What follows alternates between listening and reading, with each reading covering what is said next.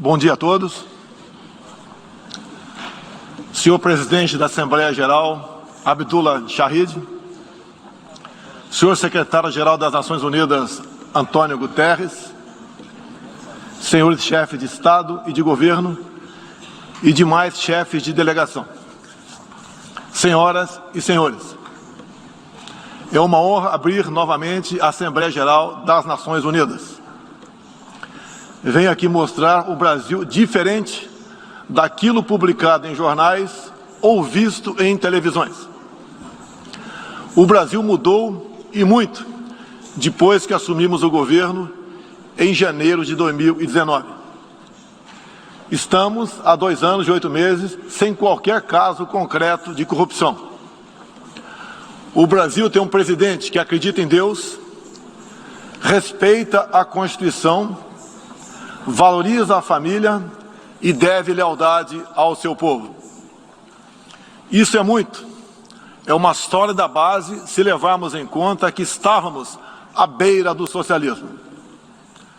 Nossas estatais davam prejuízos de bilhões de dólares no passado. Hoje são lucrativas. Nosso Banco de Desenvolvimento era usado para financiar obras em países comunistas, sem garantias. Quem honrava esses compromissos era o próprio povo brasileiro. Tudo isso mudou. Apresento agora um novo Brasil, com sua credibilidade já recuperada diante do mundo. O Brasil possui o maior programa de parceria de investimentos com a iniciativa privada de sua história. Programa que já é uma realidade e está em franca execução. Até aqui foram contratados 100 bilhões de dólares de novos investimentos e arrecadados 23 bilhões de dólares em outorgas. Na área de infraestrutura, leiloamos para a iniciativa privada 34 aeroportos e 29 terminais portuários. Já são mais de 6 bilhões de dólares em contratos privados para novas ferrovias. Introduzimos o sistema de autorizações ferroviárias, o que aproxima nosso modelo ao americano.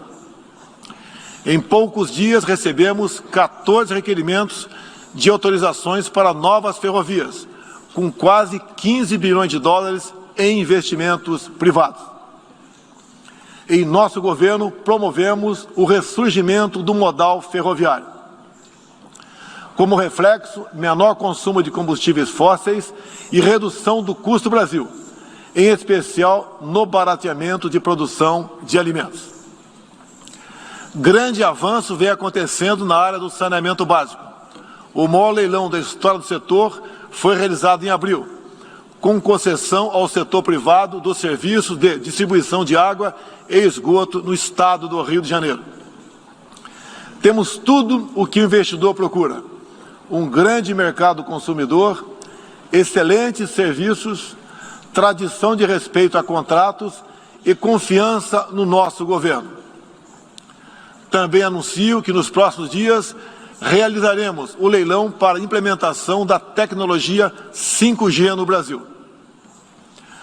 Nossa moderna e sustentável agricultura de baixo carbono alimenta mais de 1 bilhão de pessoas no mundo e utiliza apenas 8% do território nacional.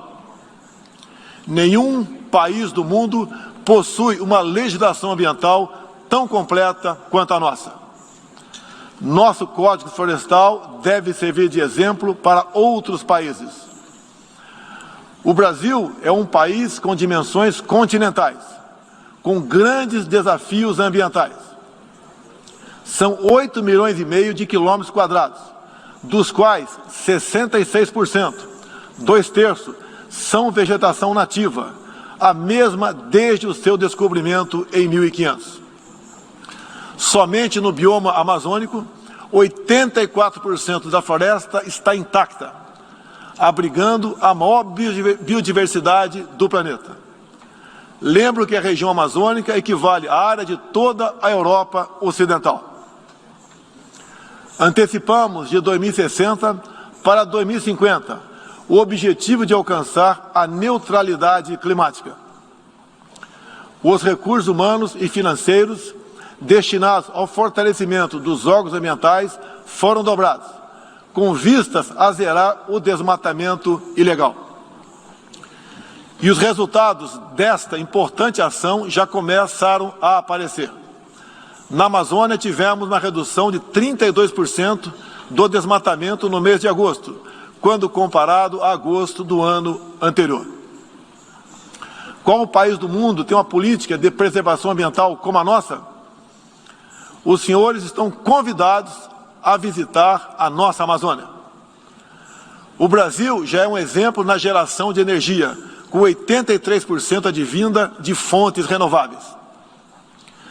Por ocasião da COP26, buscaremos consenso sobre as regras do mercado de crédito de carbono global. Esperamos que os países industrializados cumpram efetivamente seus compromissos com o financiamento de clima em volumes relevantes.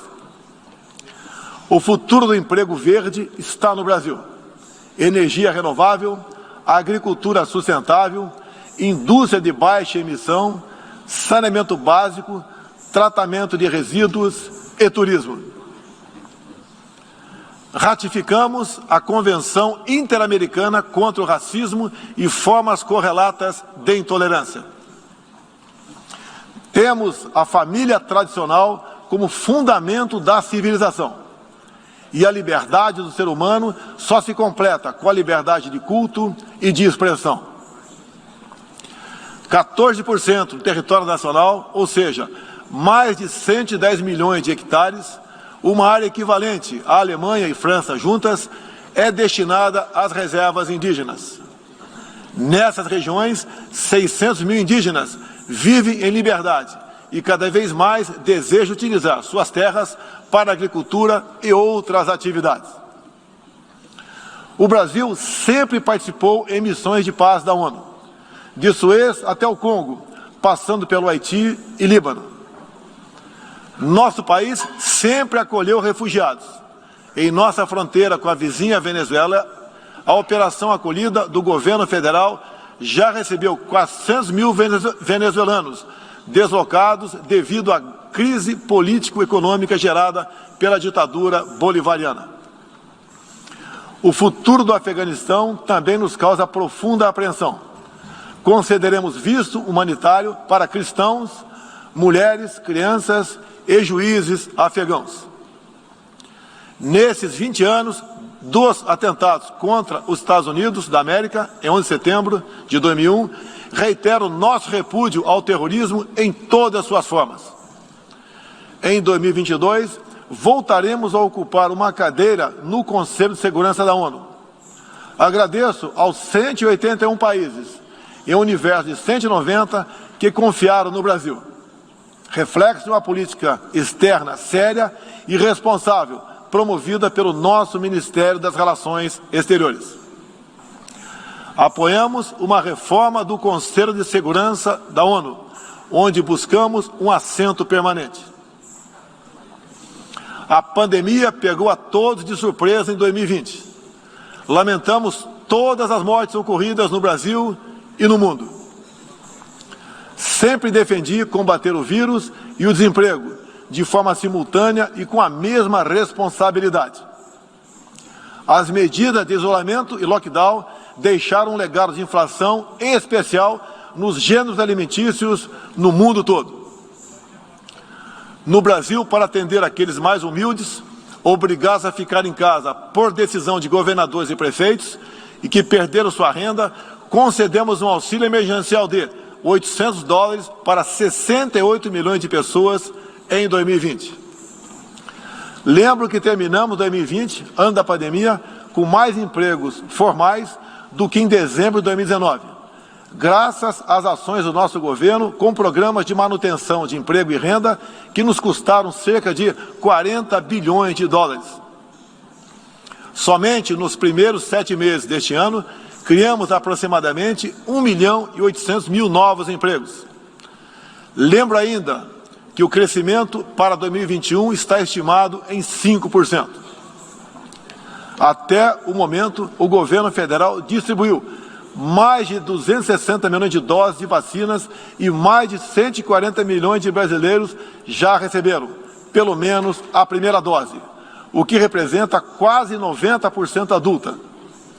80% da população indígena também já foi totalmente vacinada. Até novembro, todos que escolheram ser vacinados no Brasil serão atendidos. Apoiamos a vacinação.